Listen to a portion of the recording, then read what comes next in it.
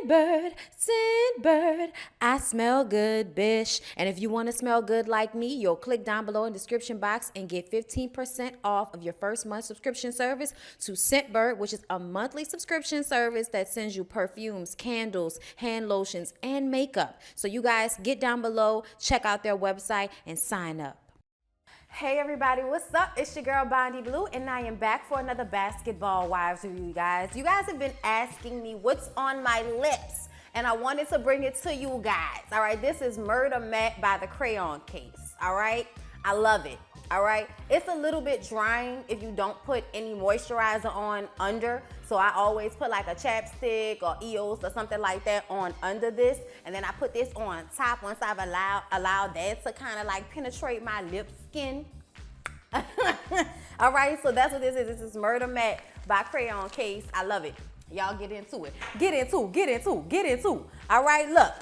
So I'm not about to talk about everything that happened on Basketball Wives. I'm just not, because it was kind of like, I don't know, it seemed kind of filler, but then when we got to the end, some juice finally trickulated, okay? Some juice finally fell down the sides of the cup, bitch. All right. So first of all, the episode started off with Shawnee and Evelyn going shopping. And two things about this scene were interesting. The first thing that was interesting was them talking about all the little fast-ass girls that come after Shawnee's sons, okay? She said around 12 is when the hoes start to come around. And I'm like, yeah, that sound about right. Because look, I wasn't never a hoe, all right? Like, let's just get that straight, all right? I wasn't never a hoe. I would never present myself that way. My mama used to always tell me, hey, remember, you're a lady. Before she would let me go anywhere by myself. Hey, remember, you're a lady, okay? Like when she told me that made me remember to carry myself, you know, like I would if she were there. Except for when I was dancing, and she understood. I would carry myself the same way. Okay, a bitch love to pop in a circle, okay? A bitch love to be the life in the middle of the circle until they started doing all kind of nasty shit, little fuck boys. Anyway, I'm sorry, back to this. I remember being 12, and I remember having like a 16-year-old boyfriend that went to 35. I was 12 with a 16-year-old boyfriend, but I was always ahead of the class, god damn it. I was always more mature. Now, nothing ever happened between us because I was still very much a 12-year-old girl. Like, I just was mature for my age, and I was always really cute and thick. So, I understand what she means, because if I, in my mindset, was like that at 12, I can only imagine girls who know what they going after at 12, okay? They know they want Sharif or Miles because that's Shaq children, okay? Like, fuck out of here. We're aware, all right? We know. And it ain't all just like the little black girls. It's very much the little white girls who know, he gonna be something one day. Let me plant my stake down right now. 12. We've been together our whole lives. Nigga, I dare you try to leave me. Okay, everybody tries, all right? Anyway, I did think that was very funny that Shawnee, you know, just outright said it. That at 12 years old, some of these little girls are trying to trap her sons. And I understand that, okay? Now, the second thing that was interesting about this scene was the shade that was thrown at Tammy. So they in like a little kid's baby store. For what reason, I don't fucking know. They pull up a pair of pants that were Gucci inspired. You see a lot of Gucci inspired shit all over the place. Fashion over pretty little things. You can find a red and green stripe on the side of some shit every day, all day, okay? But the thing that comes out of Evelyn's mouth is, oh, that look like something that Tammy will wear, some fake Gucci shit. And I'm like, first of all, bitch, what we not gonna do is go back to this mindset of trying to demean people because they fashions aren't top notch, okay? Because compared to some other people, you bitches' fashions ain't top notch, okay, Evelyn? You and all of your little summer dresses and shit that they look like they could have came from Rainbow all these years. Girl, stop. Girl, stop. Okay, like I'm just saying, like, yes, y'all are always the pretty ones that are put together nice and all of that, but guess what, bitch? Don't nobody give a fuck. Okay, I'm just saying, like, everybody ain't got the money to be spending on that shit. And if that's anything I've learned in this past like 5 years of shopping is that as women, we don't need to buy expensive shit every time we buy something. It's always great to have like really good pieces that you had to spend a little bit of money on, but they last for years, and they also are neutral, so they stay within like the confines of style. You buy some really classic pieces and you can keep that shit forever. I still got a black long lace, well not long, but like mid-calf length fitted black dress that I wore to my father's funeral. Okay, now I'm giving it some more time. My pa almost been dead 10 years next year, and I just need to give it a little bit more time before I bust that hoe out for another, occasion. But thank God I'm still around that size. Yikes! But they got a lot of shit that's in my closet that's gonna be recycled in a year. You know what I'm saying? It's gonna go out and I'm gonna buy new shit. So why would I spend so much money on any one piece of clothing all the time? That's stupid. That's the waste of fucking money. But only bitches who never really had to work for their money and only had to lay on their backs and wait for the next ball player to give them a fucking black card, only you bitches understand what it's like to be able to shop frivolously and spend a whole bunch of money on some shit that you never gonna wear. Only you bitches, okay? And the bitches that's like, got money and on their own and shit like that. We take our hats off to y'all because y'all work for y'all shit. But there's no way on God's green earth I'm going to let a bitch like Evelyn and a bitch like Jen make anybody feel bad because they wearing inspired Gucci. Because we all know, as long as that ass is in spandex, don't nobody give a fuck whose name is behind it, okay? Go to bed. Malaysia decided to slide into Officer Norman on Instagram into his DMs. Now, I follow Officer Norman because during this time where, we see a lot of police-involved shootings, a lot of police brutality on camera, on the internet, online, you are searching for police officers that uphold some type of humanity, okay? Some type of understanding, okay? And this is what's happening with Malaysia. Malaysia hollered at Officer Norman because she wants to work on her phobia of police officers. And I couldn't think of a better police officer than Officer Norman. I mean, somebody that is out on social media.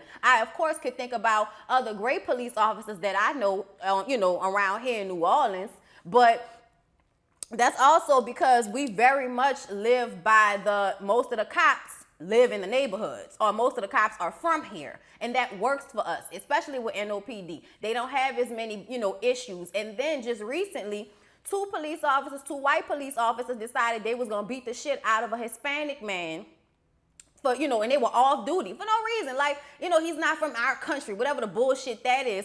I don't know why they thought they was gonna come to New Orleans with that shit and be on NOPD with that shit. They got fired immediately, okay? We plays no games around here. So I understand why she's looking to find something that will soothe her. And I am very grateful and thankful to the police department that I grew up around for not giving that type of environment. Like, there's always like crooked shit, there's always hands in pockets and money shit, there's always stuff like that. But as far as like straight up brutality and killing people and all of that shit, I've never really had to deal with that around me. And I've been around a lot of police officers.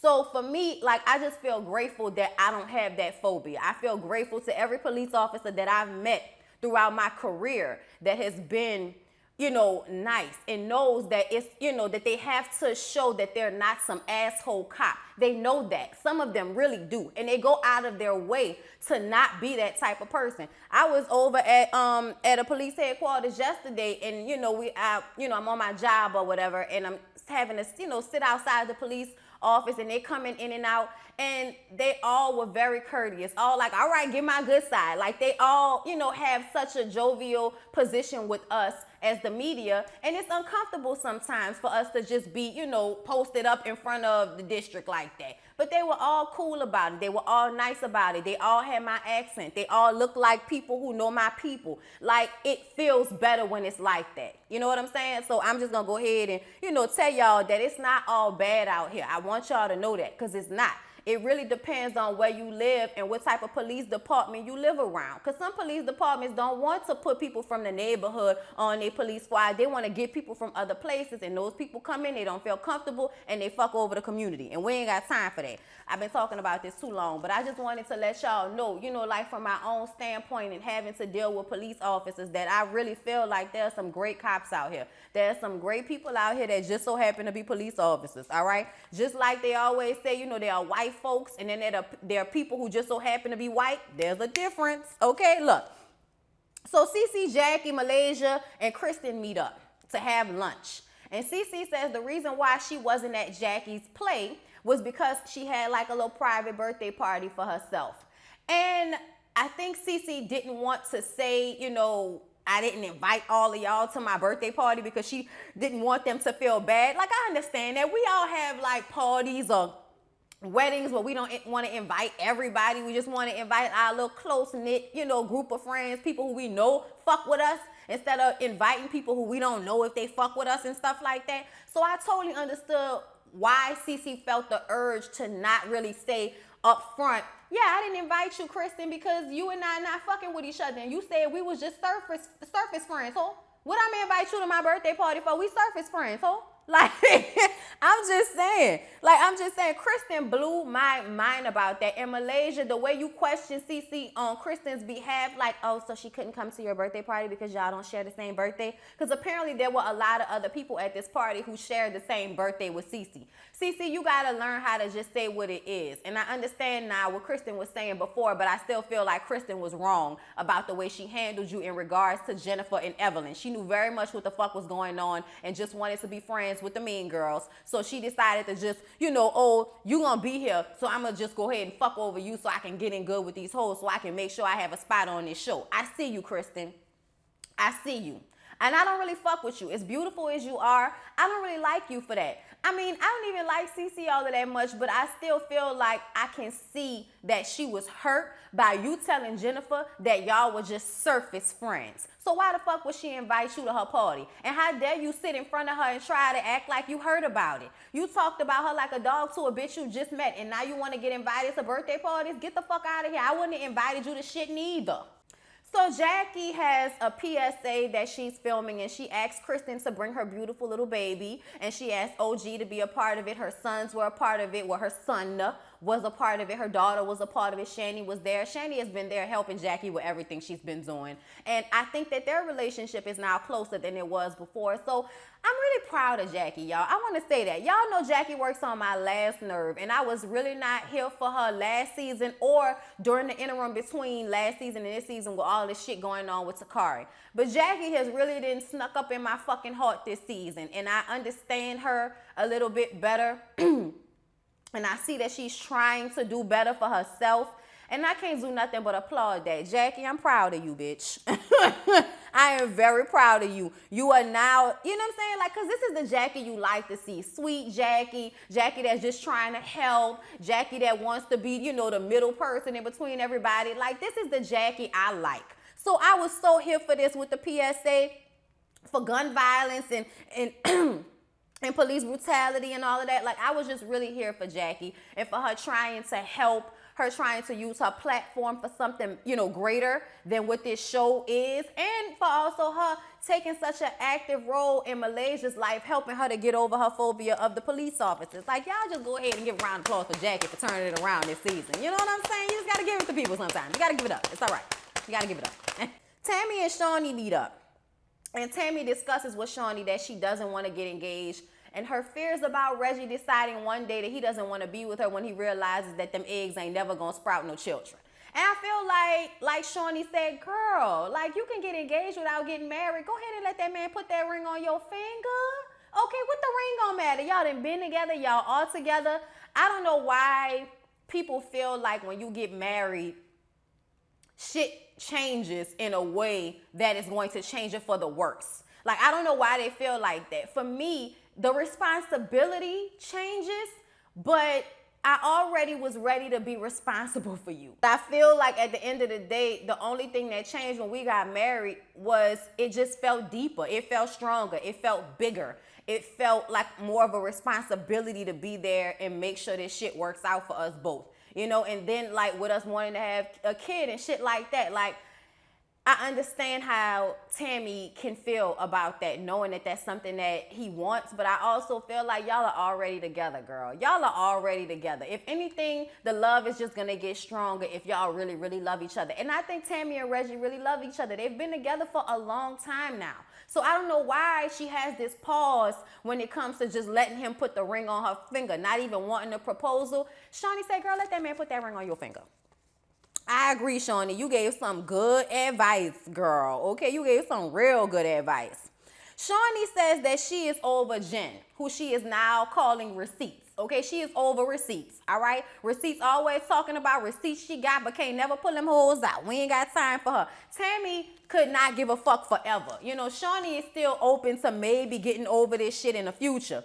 But Tammy is like, no, fuck that hoe. And I know why, Tammy. I know why you feel like that. You feel like that because it is very plain to see that Jen was all good with being friends with everybody else who was on Basketball Wives while her and Evelyn was beefing. And now that her and Evelyn are friends again, she like, fuck everybody else, including Malaysia, Shawnee, and Tammy. And I feel like that just shows that you a fucked up person. Like, why do you want Evelyn's approval and friendship so much to the point where you will fuck over other friendships? And I really feel like that's because that's just the type of person that Jen is.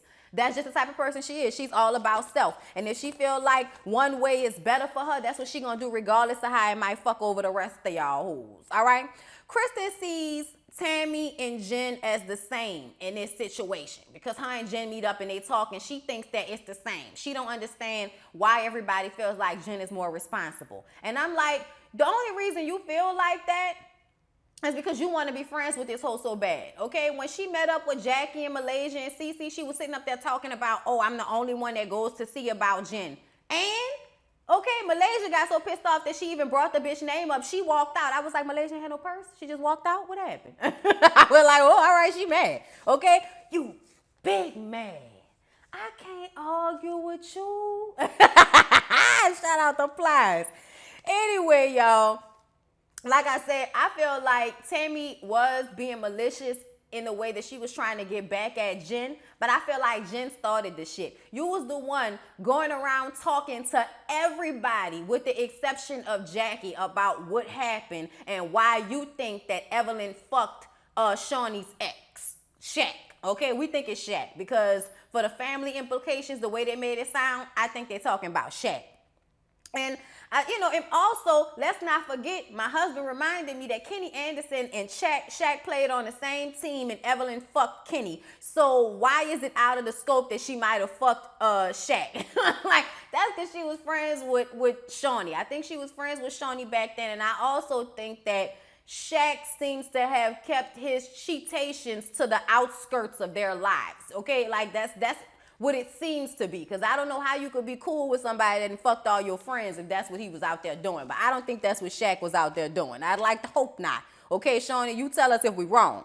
So we all get to Jackie's, PSA presentation party where she asked everybody to wear black. And Jen was like, does she know that black tie means like, gowns and balls? It's not really like, just all black. And I'm like, did she say wear black or did she say wear black tie, Jen? Nobody's asking you to approve the wordage. You know what the fuck she means, okay? You know what I'm saying? Just always trying to make it seem like you so much better than somebody. You so much more intelligent than somebody. When really, bitch, you as dull as a box of rocks. So, okay, like I'm just saying, Jen, like what do you offer besides mouth? Like that's all you offer, ho. Shut up. When they're at this party, Kristen and Malaysia were talking, and Malaysia says, look, you and I are fine. I don't like your friend. I don't fuck with your friend. Your friend tried to manipulate me like I'm some peasant, and I ain't the one. So Malaysia not only feels disrespected, like, bitch, you tried to play on my intelligence, but not only that, I thought we was cool, baby, and look how you played me out. Fuck you. All right? Shawnee comes over and wants to know about these receipts that Kristen claims Jen has. But Kristen hasn't seen said receipts, so I don't even know why she brought them hoes up. Okay? Finally, Tammy gets there and Jen gets there. And they're all kind of talking about the situation. And Jen says that Tammy says she would never bring it up, meaning that Tammy would have never said anything to Shawnee about this whole situation if she didn't have any validation. And Tammy was like, yes, I did say that. I said I would never bring it up. But I think that Tammy not only brought it up to hurt Jen, but she also brought it up because it's like, bitch, you didn't want to tell everybody on the cast except Shawnee, and now it seems like we all know something that she don't know, and it's fucked up, okay? Because I believe that maybe Tammy didn't know that Malaysia knew about everything. And then, like, putting all that there, well, now we got to tell a bitch because everybody know except for her. Like, shit, we got to say something now. Either way, I still feel like Tammy was being messy and trying to hurt Jen, but I really don't give a fuck because I feel like Jen don't give a fuck about the way she handled Tammy once her and Evelyn started being friends again. Now, Jen tried to get her way out that situation between her and Tammy, but Malaysia is like, but then you sent me on a mission, and you and I never had a conversation. You and I were at church spending a lot of time together. I thought we were building a friendship. I'm sitting up here being a sounding board for you, and you trying to put a battery in my back, bitch. Like, I am not a peasant. That's not how this goes down at all. That is not how any of this shit works. So, like, Malaysia was pissed. And Jackie is over there nervous because she got a lot of important people at this party, and she does not want y'all making them to, you know, feel uncomfortable like, oh, these hood rat bitches about to act a fool. But I also feel like everybody know what they, you know, getting into when it comes to a Jackie Christie event. Calm the fuck down. Just sit on the sidelines and watch and be the, you know, peanut gallery like everybody else. Don't nobody need y'all to be, you know, appalled. Jackie is a part of Basketball Wives. Y'all saw all the hoes that's on Basketball Wives, and now everybody want to be surprised that an altercation is taking place. Go to bed. All right? So now Jen decides that she has receipts, and she's going to bring out her phone. Bitch spent 10 minutes on that phone trying to figure out how to unlock it. You mean to tell me you came with the phone, but you don't remember the code to unlock it? Then we get to the emails, and you only have the emails up until the day before the messages that Tammy has. She said, well, I only have up to the 26th. And Tammy said the 27th or some shit like that. Either way, Jen is sans receipts, bitch. No receipts. No receipts. How you gonna sit up here, come in here and lie and try to blame it all on Tammy, talking about you got receipts of the shit she said, but then can't pull up the receipts? Bitch, don't ever tell us you got receipts if you can't pull them up. Don't ever do that again. You look stupid.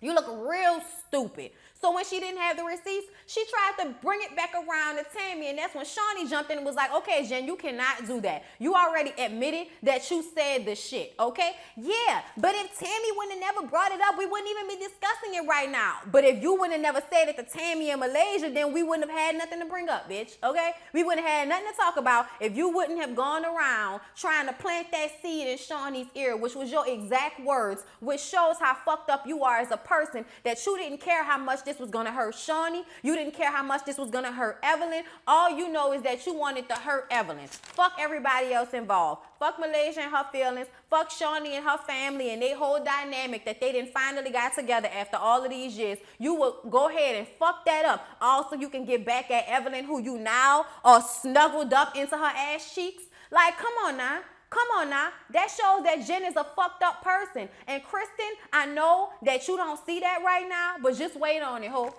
So at some point, Tammy called Jen thirsty because she just wants attention. You want to be around these girls, whatever she calls her, thirsty. And I don't know why that pissed Jen off so much.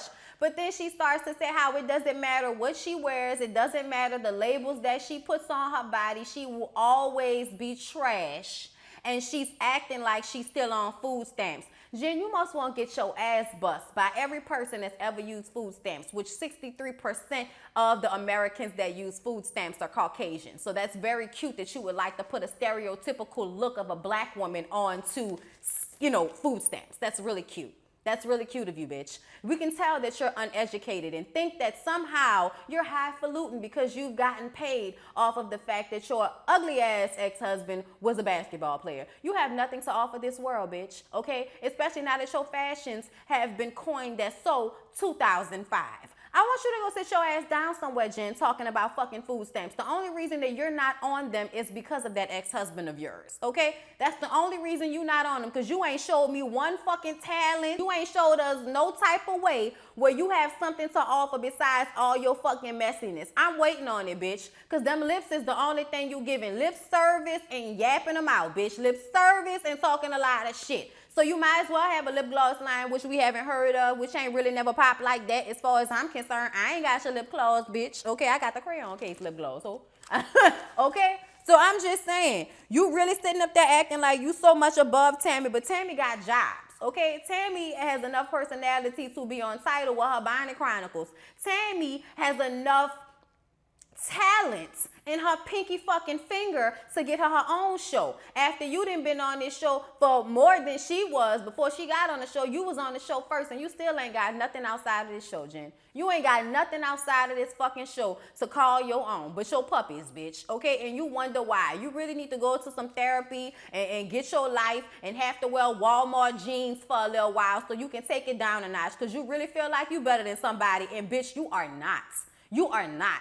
This is not the first season of Basketball Wives. Tammy is rather above you, okay, as far as I'm concerned, okay? With celebrity, with talent, with know-how, with street smarts, with anything else you can motherfucking think of. I mean, the bitch even got a man and you don't. So as far as I'm concerned, you can say whatever the fuck you want to about Tammy and food stamps and how she's acting and how gutter and trash she may be. But bitch, you ain't nothing but gum on the bottom of her shoe. So I skipped it, but let's go back. When Malaysia met with Officer Norman and had like that panic attack, he had a suit on and she felt like she saw his police uniform under, and she completely freaked out, and he had to calm her down and talk to her. It showed that her phobia was so real, you guys. It really showed how scared she was. I felt so bad for her. She felt like she was betraying her brother, and like to even think about that, it broke my heart for Malaysia. But shout out to Officer Norman for being such a great person and being such a great example of a police officer, and giving his time and patience to her, to walk with her, talk with her, and make her understand that not everybody is out here trying to kill you. You know what I'm saying? So I just want to send that special shout out to him. Also, I want to talk about Shawnee's son, Sharif and Miles, who took her to a mattress store to buy mattresses for an apartment that they don't even have yet, or a house that they don't even have yet. They want Shawnee to buy them a house because Miles is going to manage Sharif's basketball career. And I'm just sitting up here like, oh my God, the shit that rich kids can do. You know what I'm saying? Like, just take your mom to a mattress store like, yeah, man, I want you to buy us some mattresses for the house that you about to buy us. Shawnee says that, she does understand what they're trying to do, but they was trying to finagle and get over on her ass, trying to make her pay all the bills. Sharif, the son that's graduating and going to UCLA, wants to go to the NBA. And like I said, Miles is supposed to be managing his career. And I'm like, boy, go sit your ass down and find something to do.